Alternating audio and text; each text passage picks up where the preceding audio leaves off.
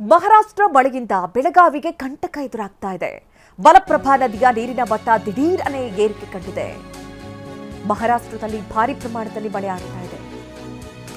ಮಲಪ್ರಭಾ ನದಿಗೆ 7,000 ಕ್ಯೂಸೆಕ್ ನೀರಿನ ಒಳಹರಿವು ಹೆಚ್ಚಾಗಿದೆ. ಅಕ್ಕ ಗಂಗಾಂಬಿಕೆ ಐಕ್ಯ ಸ್ಥಳ ಸಂಪೂರ್ಣ ಜಲಾವೃತವಾಗಿದೆ. ದೃಶ್ಯಗಳನ್ನು ಗಮನಿಸ್ತಾ ಇದ್ದೀರಿ.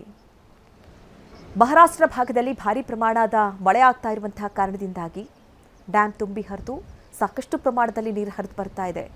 ಮಲಪ್ರಭಾ ನದಿಯ ನೀರಿನ ಮಟ್ಟ ಹೆಚ್ಚಾಗಿರುವಂಥದ್ದನ್ನು ನಾವು ಗಮನಿಸ್ತಾ ಇದ್ದೀವಿ. ಈ ಕುರಿತಂತೆ ನಮ್ಮ ಪ್ರತಿನಿಧಿ ಸಹದೇವ್ ಪ್ರತ್ಯಕ್ಷ ವರದಿ ಕೊಟ್ಟಿದ್ದಾರೆ. ಬನ್ನಿ ನೋಡೋಣ.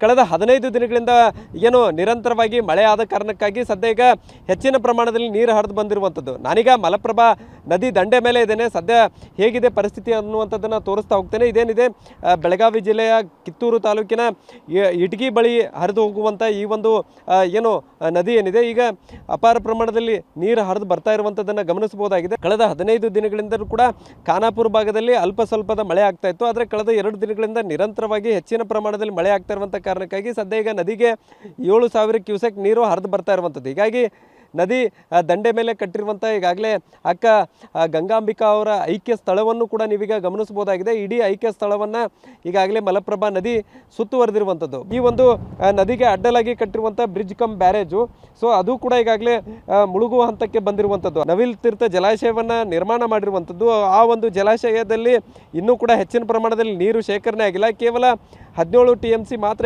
ಇಲ್ಲಿವರೆಗೂ ನೀರು ಶೇಖರಣೆ ಆಗಿರುವಂಥದ್ದು.